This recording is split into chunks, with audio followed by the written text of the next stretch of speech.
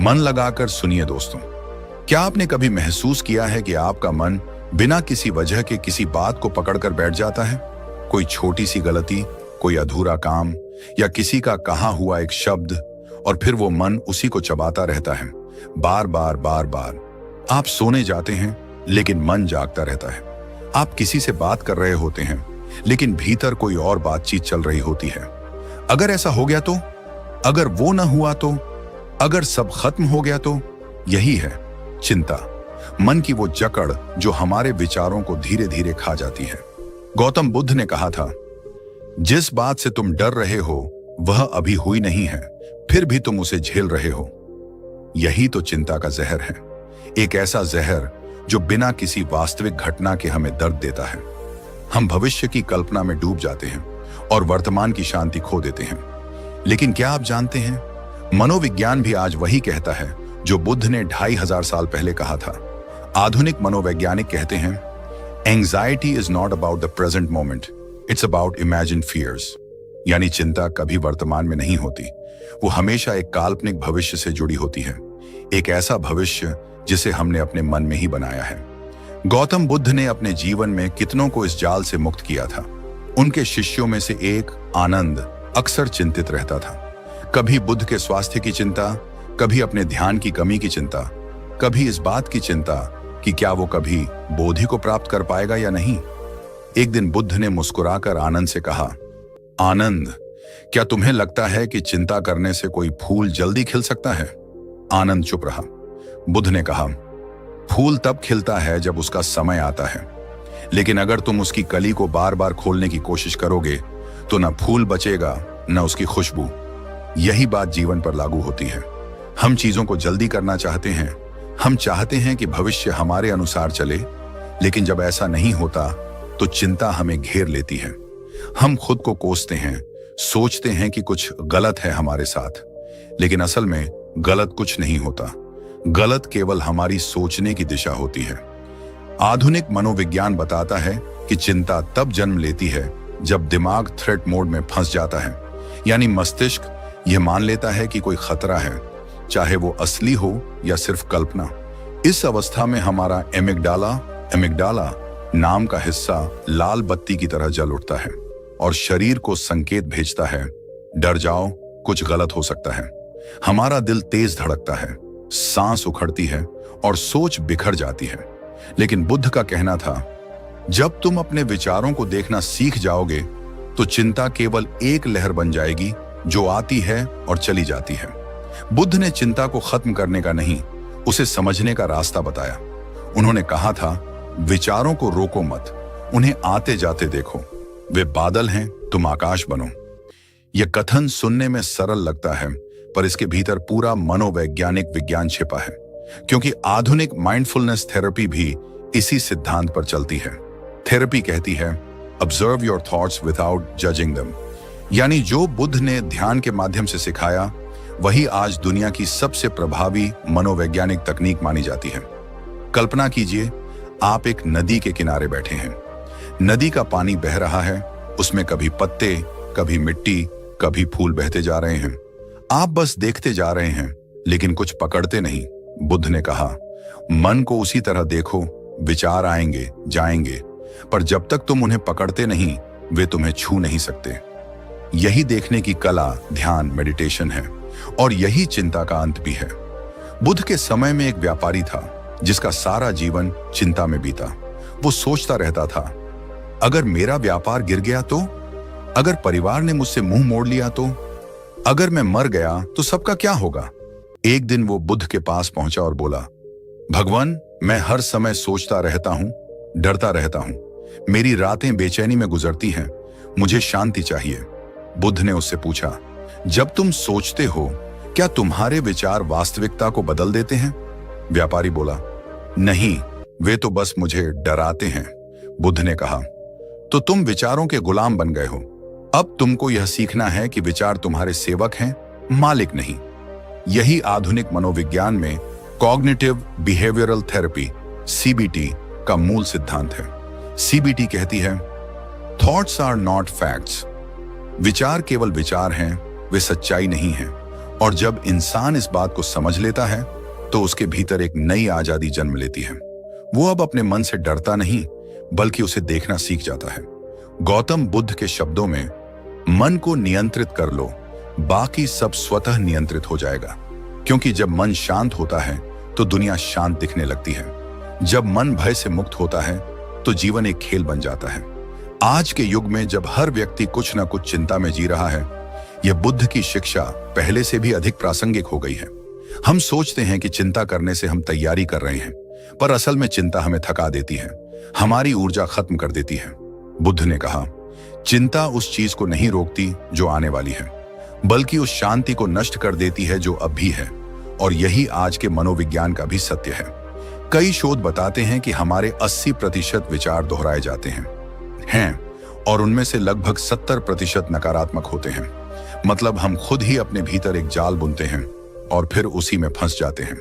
लेकिन जब हम बुद्ध की तरह जागरूक होकर देखना शुरू करते हैं तो हमें पता चलता है कि चिंता हमारे बाहर नहीं, हमारे भीतर है, हमारी रिएक्शन में, हमारी अवेयरनेस की कमी में। चिंता कोई बाहरी दुश्मन नहीं है, वो हमारी सोचने की आदत का परिणाम है। और बुद्ध की शिक्षाएं और मनोविज्ञान दोनों कहते हैं इस आदत को तोड़ा जा सकता है। कैसे, यही हम इस पूरी यात्रा में समझेंगे।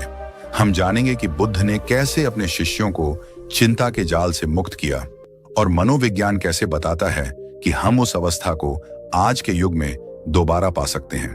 तो बने रहिए, क्योंकि यह सिर्फ एक कहानी नहीं, यह एक आंतरिक क्रांति की शुरुआत है। यह वीडियो केवल आपके कानों के लिए नहीं, आपकी आत्मा के लिए है। क्योंकि जब आप बुद्ध के शब्दों को मनोविज्ञान के आईने से देखेंगे तो आपको समझ आएगा कि चिंता कोई शाप नहीं, बल्कि एक निमंत्रण है स्वयं को देखने का। कभी आपने गौर किया है कि चिंता अचानक नहीं आती, वो धीरे धीरे रेंगती है, जैसे कोई साया जो आपके पीछे पीछे चलता है। पहले वो एक छोटा सा विचार बनती है, अगर यह काम समय पर नहीं हुआ तो फिर वो विचार दोहराया जाता है, फिर उस दोहराव से डर पैदा होता है और फिर वह डर स्थायी रूप ले लेता है। यही चिंता है, वो विचारों के बार बार घूमने से बनी एक मानसिक लहर है जो हमें अपने नियंत्रण में ले लेती है। गौतम बुद्ध ने कहा था, जो मन को जीत लेता है वह संसार को जीत लेता है, और जो मन से हार जाता है वह हर चीज से हार जाता है। बुद्ध जानते थे कि चिंता का स्रोत बाहर नहीं, भीतर है। हम सोचते हैं कि चिंता हमारी परिस्थितियों से आती है, पैसे की कमी, रिश्तों की उलझन, भविष्य की अनिश्चितता, लेकिन असल में ये सब ट्रिगर्स हैं, मूल कारण नहीं। मूल कारण है हमारा मन अतीत में रहना और भविष्य में भागना। बुद्ध ने एक उपमा दी थी, जब कोई व्यक्ति नदी पार करना चाहता है तो उसे नाव की जरूरत होती है, लेकिन अगर वह नदी पार करने के बाद भी नाव को सिर पर उठाए घूमे तो वह मूर्ख कहलाएगा। इसी तरह हमारे विचार भी नाव हैं। वे किसी स्थिति को समझने में मदद करते हैं, लेकिन अगर हम उन्हीं विचारों को सिर पर उठाकर हर वक्त ढोएंगे तो वही विचार बोझ बन जाते हैं और यह बोझ ही चिंता बन जाता है। मनोविज्ञान इस बात को अलग भाषा में कहता है। आधुनिक न्यूरोसाइंस बताता है कि जब हम किसी बात को बार बार सोचते हैं तो हमारे दिमाग में न्यूरल पाथवे बनते हैं, यानी वो रास्ते जिनसे विचार गुजरते हैं। हर बार जब हम उसी चिंता को दोहराते हैं वो रास्ता गहराता जाता है। धीरे धीरे वो एक ऑटोमेटिक लूप बन जाता है और फिर चिंता हमारे नियंत्रण में नहीं रहती, बल्कि हम उसके नियंत्रण में आ जाते हैं। बुद्ध ने इसी को कहा था, मन तुम्हारा सेवक नहीं, तुम्हारा मालिक बन गया है। अब सवाल उठता है, मन ऐसा क्यों करता है? क्यों वो बार बार उसी पुराने डर को दोहराता है? क्योंकि मन का स्वभाव ही सुरक्षा की तलाश करना है। वो चाहता है कि सब कुछ उसके हिसाब से चले, कोई बदलाव ना हो, कोई अनिश्चितता ना हो। लेकिन जीवन अनिश्चितता का दूसरा नाम है, और जब जीवन हमारे नियंत्रण से बाहर होता है तो मन डरता है। वो हर संभावना को पहले ही सोचकर खुद को तैयार करना चाहता है। वो कहता है, अगर मैं सब सोच लूंगा तो शायद कुछ गलत नहीं होगा। लेकिन यही सब सोचने की आदत वास्तव में हमें सबसे अधिक थकाने लगती है।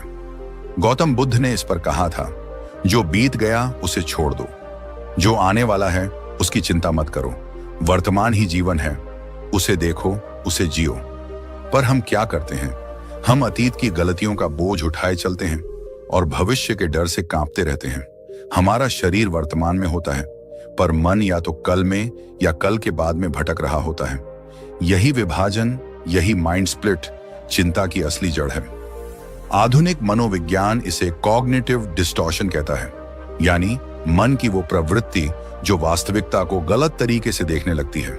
जैसे, अगर मैं असफल हुआ तो सब खत्म हो जाएगा, सब मुझे जज करेंगे, मैं कुछ भी ठीक से नहीं कर सकता। ये विचार झूठे हैं, पर जब हम उन्हें बार बार दोहराते हैं तो वे सच्चे लगने लगते हैं। यहीं से चिंता अपनी पकड़ मजबूत करती है। बुद्ध ने एक बार अपने शिष्य से कहा था, यदि कोई व्यक्ति तुम्हें तीर मारे तो वह दर्द देगा, लेकिन यदि तुम बार बार उस तीर को याद करते रहो तो तुम अपने ऊपर 100 तीर और चला दोगे। हम यही करते हैं। घटना तो एक बार होती है, पर हम उसे 1000 बार जीते हैं। मनोविज्ञान इसे रूमिनेशन कहता है, वो प्रक्रिया जिसमें मन किसी एक नकारात्मक बात को बार बार दोहराता रहता है। यह आदत हमारी ऊर्जा को खा जाती है, हमें वर्तमान से दूर कर देती है और हम जीवन की सुंदरता देख ही नहीं पाते। पर बुद्ध का मार्ग अलग था। उन्होंने कहा, ध्यान चिंता का विरोध नहीं, उसका प्रकाश है। क्योंकि जब तुम अपने विचारों को रोशनी में देख लेते हो तो वो डरावने नहीं लगते। जैसे अंधेरे में रस्सी सांप लगती है, लेकिन रोशनी पड़ते ही सच्चाई साफ हो जाती है।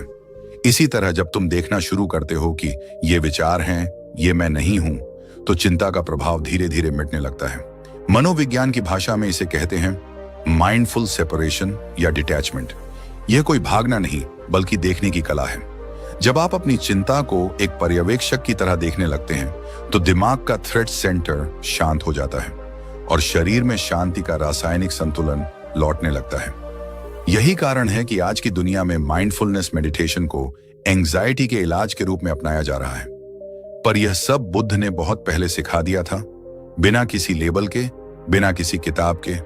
उन्होंने कहा, जब तुम वर्तमान क्षण को पूरी तरह देख लेते हो तो चिंता की कोई जगह नहीं बचती, क्योंकि चिंता हमेशा उस जगह रहती है जहां तुम नहीं होते। अब एक पल ठहरिए, अपने भीतर झांकिए। आपकी कौन सी चिंता अभी आपके मन में चल रही है? पैसे की, रिश्तों की, भविष्य की? अब जरा खुद से पूछिए, क्या यह चिंता अभी मेरे सामने है? जवाब होगा नहीं। तो फिर आप उसे जी क्यों रहे हैं? क्यों उसे अपने साथ ढो रहे हैं? बुद्ध ने कहा था, जो व्यक्ति मन के तूफान को शांत कर लेता है वो सबसे बड़ा विजेता होता है। और मनोविज्ञान कहता है, वो व्यक्ति जो अपने विचारों को पहचान लेता है उसका 80% स्ट्रेस खत्म हो जाता है। यानी बुद्ध का ध्यान और मनोविज्ञान का अवेयरनेस दोनों एक ही रास्ते पर चलते हैं, अंतर बस शब्दों का है। बुद्ध ने ध्यान सिखाया ताकि मन खुद को जान सके, और मनोविज्ञान सिखाता है कि जब हम अपने विचारों की जड़ तक जाते हैं तो हम अपने भय पर नियंत्रण पा लेते हैं। दोनों मिलकर कहते हैं, जो व्यक्ति देखने लगता है वो चिंता से मुक्त हो जाता है। तो चिंता क्या है? वो भविष्य के डर की एक कल्पना है। और वो डर क्या है? सिर्फ एक विचार जो हमने सत्य मान लिया है। और यही हमारी आध्यात्मिक यात्रा की शुरुआत है, उस विचार को पहचानना। बुद्ध ने कहा था, एक मोमबत्ती हजारों मोमबत्तियां जला सकती है, पर उसकी रोशनी कम नहीं होती।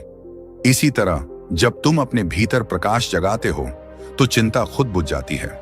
इसलिए चिंता को हराने की कोशिश मत करो, उसे देखो, समझो, अपनाओ और बस जागो।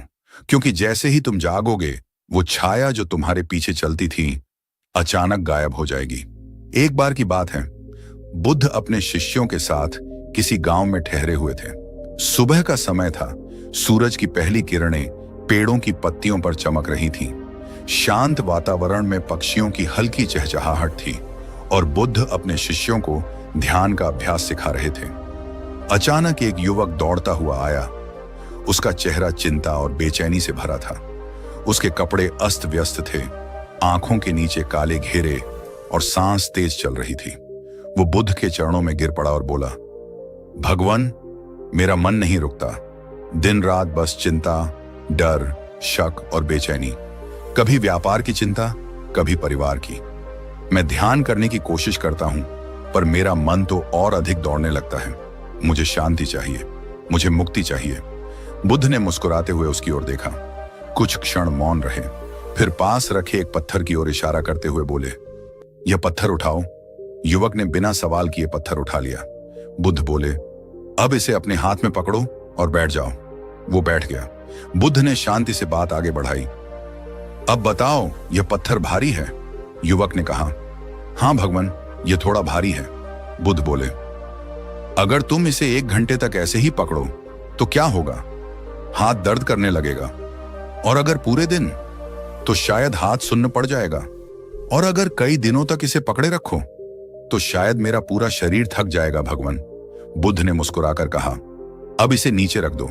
जैसे ही युवक ने पत्थर नीचे रखा, बुद्ध बोले, क्या अब हल्का महसूस हो रहा है? हाँ भगवान, बहुत हल्का। बुद्ध बोले, यही तुम्हारा मन है। तुम अपने विचारों, चिंताओं, डर और कल्पनाओं को उसी तरह पकड़े हुए हो जैसे यह पत्थर पकड़ा था। जितनी देर तक तुम उन्हें पकड़ कर रखोगे वो उतना ही भारी लगेंगे। जैसे ही तुम उन्हें छोड़ दोगे तुम हल्के हो जाओगे। युवक चुप था, लेकिन उसके चेहरे पर कुछ पिघलने लगा। वो बोला, भगवान, लेकिन मैं छोड़ नहीं पाता। बुद्ध ने कहा, क्योंकि तुम छोड़ने से पहले यह मानते ही नहीं कि तुम पकड़े हुए हो। पहले यह देखो कि तुम पकड़ रहे हो। यही देखने का नाम साक्षी भाव है। जब तुम देख लोगे कि तुम चिंता को पकड़े हुए हो तो उसे छोड़ने की जरूरत नहीं पड़ेगी, वो अपने आप गिर जाएगी। यह वाक्य उस युवक के भीतर तीर की तरह चुभ गया। लेकिन यह तीर दर्द देने वाला नहीं था, यह तीर जागृति देने वाला था। वो देर तक मौन रहा, फिर बोला, भगवान, क्या मन हमेशा ऐसा ही रहेगा? बुद्ध ने कहा, नहीं आनंद, मन तो नदी की तरह है। उसका स्वभाव बहना है, लेकिन तुम उसे बांधने की कोशिश करते हो। जब तुम उसे बहने दोगे तो वो खुद शांत झील बन जाएगा। यह कहानी केवल उस युवक की नहीं, हम सबकी है। हर इंसान के हाथ में एक मानसिक पत्थर है। किसी के हाथ में पैसे की चिंता, किसी के हाथ में रिश्तों का डर, किसी के हाथ में भविष्य की असुरक्षा। हम उसे पकड़े रहते हैं और सोचते हैं कि कभी हल्का महसूस नहीं होता। पर सच तो यह है कि हल्कापन छोड़ने में है, पकड़ने में नहीं। मनोविज्ञान भी यही कहता है। आधुनिक थेरेपी में एक तरीका है जिसे कहते हैं acceptance and commitment therapy, ACT। इसमें मनोवैज्ञानिक व्यक्ति को सिखाते हैं कि अपनी चिंता से लड़ो मत, उसे देखो, स्वीकार करो। क्योंकि जब आप किसी चीज से लड़ते हैं तो आप उसे और मजबूत बना देते हैं, लेकिन जब आप उसे देखने लगते हैं तो उसकी शक्ति खुद घटने लगती है। बुद्ध के समय यह एक्सेप्टेंस ध्यान का केंद्र था। उन्होंने कहा था, जिसे तुम स्वीकार कर लेते हो वह तुम्हें बांध नहीं सकता। युवक कुछ दिनों तक बुद्ध के साथ रहा। हर सुबह वह ध्यान में बैठता और अपने विचारों को देखता। पहले पहल उसका मन बहुत दौड़ता, लेकिन धीरे धीरे वह देखने लगा कि विचार तो आते हैं और जाते हैं, पर वह जो उन्हें देख रहा है वो स्थिर है। एक दिन उसने बुद्ध से कहा, भगवान, अब भी विचार आते हैं, पर वे मुझे पकड़ नहीं पाते। वे जैसे आसमान में उड़ते बादल हैं और मैं नीला आकाश। बुद्ध मुस्कुराए और बोले, अब तुमने चिंता को नहीं हराया, बल्कि उसे समझ लिया, और समझना ही मुक्ति है। यह कहानी सिर्फ ध्यान की नहीं है, यह मनोवैज्ञानिक मुक्ति की कहानी है।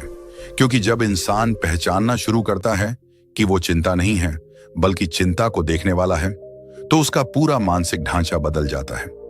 मनोविज्ञान इसे मेटाकॉग्निशन कहता है, यानी अपने विचारों के ऊपर खड़े होकर उन्हें देखना।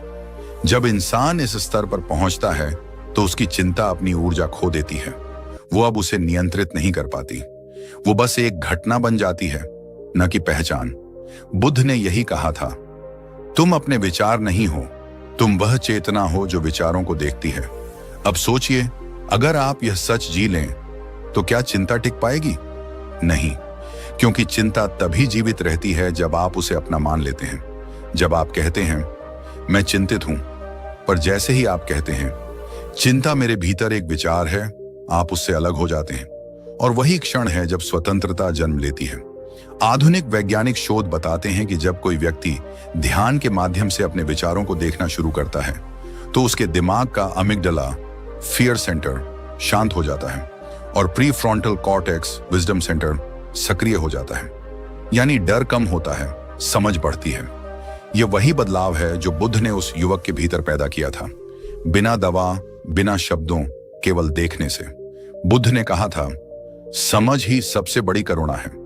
और यह समझ तभी आती है जब हम देखना शुरू करते हैं। तो जब अगली बार आप चिंतित हों, याद रखिए आपके हाथ में भी वही पत्थर है जिसे बस नीचे रखना है। ना भागना है, ना लड़ना है, बस देखना है। देखना कि मन क्या कर रहा है, कहां भाग रहा है, क्यों डर रहा है। और जैसे जैसे देखने की रोशनी बढ़ेगी, वैसे वैसे चिंता का अंधेरा मिटता जाएगा। बुद्ध ने कहा था, अंधकार को कोसने से बेहतर है एक दीपक जलाना। वो दीपक आपकी जागरूकता है, उसे जलाइए और देखिए चिंता किस तरह धुएं की तरह गायब हो जाती है। धीरे धीरे उस युवक की जिंदगी बदलने लगी। वह पहले की तरह भागता नहीं था, चिंता में डूबता नहीं था, लेकिन अभी भी भीतर कुछ अधूरा था, जैसे कोई प्रश्न जिसका उत्तर उसे अब तक नहीं मिला हो। एक दिन वह फिर बुद्ध के पास पहुंचा और बोला, भगवान, मैंने बहुत सी बातें समझ ली, लेकिन जब अकेलापन आता है, जब मन उदास होता है, तब यह सारी समझ गायब हो जाती है। तब मैं फिर चिंता में डूब जाता हूं। बुद्ध मुस्कुराए। उन्होंने कहा, जो तुम अकेलापन कह रहे हो वही तुम्हारा सबसे बड़ा गुरु है। जब तुम दूसरों के साथ हो तो तुम दूसरों के विचारों में खो जाते हो, पर जब तुम अकेले होते हो तब तुम अपने भीतर झांक सकते हो। चिंता का असली कारण यह नहीं कि तुम्हारे पास समस्याएं हैं, बल्कि यह कि तुम अपने मन से भागते हो। जब तुम रुककर अपने मन को देखते हो तो चिंता का जाल अपने आप टूटने लगता है। बुद्ध ने उस युवक को ध्यान की एक साधना बताई। जब भी चिंता आए, उसे रोकने की कोशिश मत करना, बस उसे देखो जैसे आकाश में बादल को देखते हो। वह आएगी, टिकेगी और चली जाएगी। तुम सिर्फ साक्षी बनो। वह साधना असल में मनोविज्ञान की गहराई से भी जुड़ी है। आधुनिक साइकोलॉजी भी कहती है कि जो व्यक्ति अपनी भावनाओं को ऑब्जर्व, देखना सीख जाता है, वे उससे आइडेंटिफाई, पहचान बनाना छोड़ देता है। यानी अगर आप कहते हैं मैं चिंतित हूं, तो आप अपनी चिंता बन जाते हैं। पर अगर आप कहते हैं मेरे भीतर चिंता है, मैं उसे देख रहा हूं, तो आप उससे अलग हो जाते हैं। यही बुद्ध का साक्षी भाव है और यही आधुनिक मनोविज्ञान का माइंडफुलनेस है। जब आप चिंता को देखने लगते हैं तो धीरे धीरे वह अपनी ताकत खो देती है, क्योंकि चिंता का मूल अवचेतन में है, यानी अनकॉन्शियस माइंड में। जब आप उसे कॉन्शियस बना देते हैं, उसे रोशनी में ले आते हैं, तो वह गायब होने लगती है। बुद्ध का पूरा ध्यान पथ इसी सिद्धांत पर आधारित था। जो देखा गया वह समाप्त होता है, जो अंधेरे में है वही आपको चलाता है। बुद्ध बोले, जब मन में तूफान उठे तब लड़ो मत, सिर्फ देखो। जब तुम उसे देखना सीख लेते हो तब तुम समझते हो कि वह तूफान कभी तुम थे ही नहीं। यह बात सुनकर युवक की आंखों में आंसू आ गए। उसे लगा मानो किसी ने उसके भीतर की गांठ खोल दी हो। वह बोला, भगवान, तो क्या चिंता गलत नहीं है? बुद्ध ने कहा, नहीं, चिंता गलत नहीं है। वह केवल संकेत है कि तुम्हारा मन किसी बात से चिपका हुआ है। उसे देखो, समझो और छोड़ दो। चिंता को मिटाने की कोशिश मत करो। समझ के प्रकाश में वह स्वयं मिट जाती है। आज की दुनिया में जब हर इंसान किसी न किसी रूप में चिंता में जी रहा है, कभी भविष्य की, कभी रिश्तों की, कभी समाज की, बुद्ध की ये बात जैसे हर मनुष्य के लिए दवा है। आधुनिक मनोविज्ञान इसे कॉग्निटिव डिटैचमेंट कहता है, यानी थॉट से दूरी बनाना। जब आप हर विचार को सत्य नहीं मानते, तब वह आपको नियंत्रित नहीं कर पाता। बुद्ध ने यही कहा, विचार को मत मानो, उसे देखो। उस युवक ने धीरे धीरे इस साधना को अपनाया। हर सुबह वह बैठता, आंखें बंद करता और अपने भीतर उठती हलचल को बस देखता। कभी पुराने दुख आते, कभी भविष्य की चिंता, लेकिन वह कुछ नहीं करता, बस साक्षी बन जाता। दिन बीतते गए और एक दिन उसे लगा कि भीतर एक शांति का महासागर है, जैसे सारी चिंता अब ऊपर ऊपर की लहरें हैं और उसके नीचे गहरी स्थिरता है। वह बुद्ध के पास दौड़ता हुआ आया। भगवान, अब मैं समझ गया, चिंता तो कभी बाहर थी ही नहीं, वह तो मेरे भीतर के अंधकार में थी। जैसे ही मैंने उसे देखना शुरू किया, वह गायब होने लगी। बुद्ध ने कहा, हाँ, जिस दिन तुम अपने भीतर के भावों को पहचान लोगे, उसी दिन तुम स्वतंत्र हो जाओगे। जो स्वयं को जान लेता है, उसे संसार की कोई शक्ति बांध नहीं सकती। और यही वह क्षण था जब युवक के चेहरे पर पहली बार मुस्कान आई। वो मुस्कान जो शांति से जन्मी थी, जो समझ से निकली थी। वह अब भागता नहीं था, सोचता नहीं था कि कल क्या होगा। उसे पता था, जब तक मन वर्तमान में है, तब तक चिंता नहीं हो सकती। आधुनिक मनोविज्ञान में भी यही कहा गया है, चिंता तब होती है जब मन भविष्य में भटकता है या अतीत में अटकता है। पर बुद्ध कहते हैं, वर्तमान ही एकमात्र सच्चाई है। जो इसमें जीता है, वह चिंता से मुक्त है। युवक ने पूछा, भगवान, अगर मैं पूरी तरह वर्तमान में रहूं तो क्या मेरा भविष्य सुधर जाएगा? बुद्ध मुस्कुराए, भविष्य का बीज वर्तमान में बोया जाता है।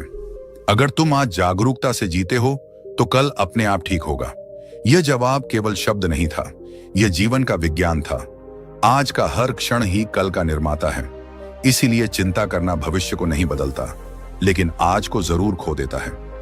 बुद्ध के इस उत्तर के बाद युवक मौन हो गया।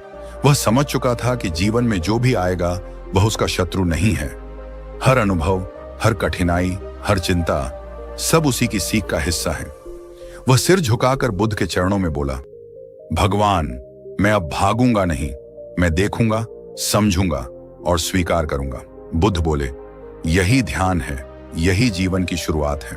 बुद्ध की यह शिक्षा आज भी उतनी ही प्रासंगिक है। जब हम अपने विचारों और भावनाओं के साक्षी बन जाते हैं तो हम खुद के स्वामी बन जाते हैं। तभी चिंता एक दुश्मन से शिक्षक बन जाती है। तभी हम समझते हैं कि शांति बाहर नहीं, भीतर है। और यही वह क्षण है जब मनोविज्ञान और अध्यात्म एक हो जाते हैं। मनोविज्ञान कहता है, तुम्हारे विचार तुम्हें बनाते हैं। बुद्ध कहते हैं, तुम अपने विचार नहीं हो। दोनों ही सच्चाई के दो पहलू हैं, एक विज्ञान की भाषा में, दूसरा आत्मा की भाषा में। अगर आप भी अपने जीवन में चिंता से मुक्त होना चाहते हैं तो भागिए मत, रुकिए, देखिए और स्वीकार करिए। अपने मन को मित्र बनाइए, क्योंकि वही आपका सबसे बड़ा दर्पण है। धीरे धीरे उस युवक ने जो पाया वही हर इंसान पा सकता है, जब वह खुद को समझने की यात्रा पर निकलता है। क्योंकि बुद्ध ने कहा था, जिसने स्वयं को जीत लिया उसने संसार जीत लिया। अब वह युवक पूरी तरह से बदल चुका था। पहले जो मन हमेशा भागता था, अब शांत हो गया था। पहले जहां हर छोटी बात से बेचैनी उठती थी, वहां अब एक स्थिरता आ गई थी। लेकिन उसके भीतर अब एक नया सवाल जागा, क्या केवल अपनी चिंता मिटा लेना ही पर्याप्त है? क्या मेरी शांति का कोई अर्थ है यदि बाकी लोग अब भी पीड़ा में हैं? यह सवाल उसकी साधना को और गहराई में ले गया। एक दिन वह बुद्ध के पास फिर आया। उसने कहा, भगवान, मैं अब चिंता से मुक्त हूं, पर जब मैं दूसरों को चिंता, भय और दुख में देखता हूं तो मेरे भीतर फिर से बेचैनी उठती है। मुझे क्या करना चाहिए? बुद्ध मुस्कुराए, अब तुम्हारी साधना पूरी होने के करीब है। अब तुम अपने से सबके की ओर बढ़ रहे हो। यही वह मोड़ है जहां चिंता करुणा में बदल जाती है। युवक ने पूछा, लेकिन कैसे? चिंता और करुणा तो अलग अलग भाव हैं। बुद्ध ने कहा, नहीं, चिंता करुणा का ही विकृत रूप है। जब मन अंधकार में होता है तो वह करुणा को चिंता के रूप में महसूस करता है। जब वही मन प्रकाश में आता है तो चिंता प्रेम बन जाती है। यह बात सुनकर युवक स्तब्ध रह गया। बुद्ध आगे बोले, देखो, जब तुम किसी प्रिय व्यक्ति के लिए चिंतित होते हो तो तुम्हारे भीतर प्रेम होता है, पर उसके साथ भय जुड़ा होता है। भय यह कि उसे कुछ न हो जाए, वह मुझे छोड़ न दे, वह सफल हो या न हो। यह भय ही उस प्रेम को चिंता में बदल देता है। अगर तुम उस भय को समझ लो, स्वीकार लो और छोड़ दो तो वही भावना करुणा बन जाती है। यही वह क्षण था जब युवक के भीतर गहराई से कुछ बदलने लगा। उसे एहसास हुआ कि वर्षों से वह जिस चिंता में जी रहा था वह दरअसल अधूरी करुणा थी, ऐसा प्रेम जो भय से बंधा था। आधुनिक मनोविज्ञान भी यही कहता है, हर चिंता के पीछे कोई न कोई अपूर्ण भावनात्मक जुड़ाव छिपा होता है। कभी असुरक्षा, कभी अस्वीकार का डर, कभी असफलता का भय। जब आप उस भय को पहचानते हैं तो आप अपने मन की जड़ तक पहुंच जाते हैं और वहीं से शुरू होती है असली हीलिंग, भावनात्मक रूपांतरण। बुद्ध ने उसे सिखाया, जब तुम्हें किसी के लिए चिंता हो तो प्रार्थना करो, न कि डर। प्रेम करो पर पकड़ो मत। चिंता किसी को बचा नहीं सकती, लेकिन करुणा किसी को दिशा दे सकती है। इस शिक्षा ने युवक का जीवन ही बदल दिया। अब वह सिर्फ अपने मन को शांत करने के लिए ध्यान नहीं करता था, वह ध्यान करता था ताकि उसके भीतर की शांति दूसरों के जीवन में भी प्रकाश बन सके। वह हर सुबह गांव के किनारे बैठकर ध्यान करता और जो भी वहां आता उसे बस यह कहता, मैं तुम्हें कोई समाधान नहीं दूंगा, बस तुम्हारे साथ बैठूंगा ताकि तुम्हारा मन अपने भीतर झांक सके। धीरे धीरे गांव में एक परिवर्तन शुरू हुआ। जो लोग पहले चिंता और भय से भरे थे, अब उनके भीतर भी शांति के बीज अंकुरित होने लगे। क्योंकि जब एक व्यक्ति शांत होता है तो उसकी शांति आसपास के लोगों को भी छूती है। मनोविज्ञान इस बात को इमोशनल कॉन्टेजन कहता है। भावनाएं संक्रामक होती हैं। अगर आप बेचैन हैं तो आपकी बेचैनी दूसरों तक जाती है। अगर आप शांत हैं तो आपकी शांति भी फैलती है। और यही वह अदृश्य ऊर्जा है जिसे बुद्ध मैत्री भावना कहते थे, सभी के प्रति प्रेम और शुभ भाव। बुद्ध ने अपने शिष्यों से कहा था, जैसे एक दीपक हजारों दीपक जला सकता है और उसकी लौ कम नहीं होती, वैसे ही एक शांत मन हजारों चिंतित मनों को दिशा दे सकता है।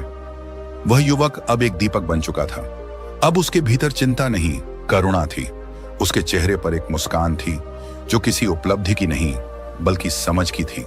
वह जब किसी को देखता तो उसके भीतर तुरंत एक भाव उठता, काश यह व्यक्ति भी खुद को देख सके। यह भाव ही करुणा है, जहां आप दूसरों को बदलने की कोशिश नहीं करते बल्कि उन्हें खुद से मिलवाते हैं। और यही बुद्ध का असली संदेश था, चिंता को समाप्त मत करो, उसे परिवर्तित करो।